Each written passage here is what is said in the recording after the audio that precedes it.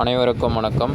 இப்போ நம்ம வீட்டில் வாஷிங் மிஷினில் துணி துவைக்கும் போது நம்மளுக்கு அதிகப்படியான சவுண்டு, அதாவது ஸ்பின் ஓடும்போது சவுண்டு அதிகமாக டிராக்டர் ஓடுற மாதிரிலாம் சவுண்டு வருது, வைப்ரேஷன் வந்து ஓவராக ஆகுது, அந்த மாதிரிலாம் கம்ப்ளைண்ட் வருது. ஸோ இந்த வீடியோவை பாருங்கள், அந்த சவுண்டு எப்படி வருதுன்றது உங்களுக்கு புரியும்.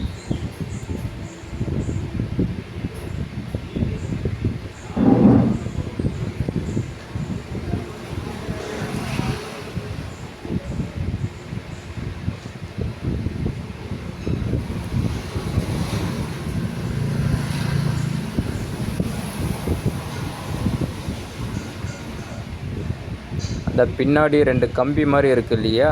ஸோ அதை நல்லா நோட் பண்ணுங்கள். அது என்னன்னு நான் லாஸ்ட்டாக சொல்கிறேன். இந்த வீடியோ இப்போ சவுண்டு வரும் பாருங்கள் இந்த மிஷினில்.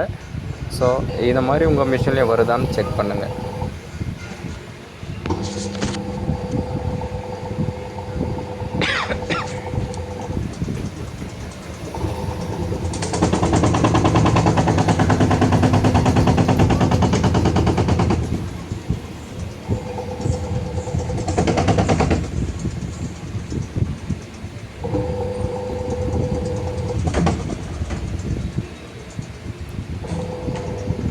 பார்த்தீங்களா, இந்தமாரி சவுண்டு வந்துச்சுனாக்கா அந்த பின்னாடி 2 கம்பி மாதிரி சொன்னேன் இல்லையா?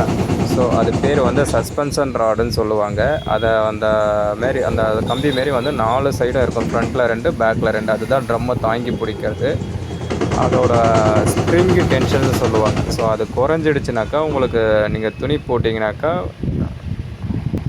சவுண்டு வரும்.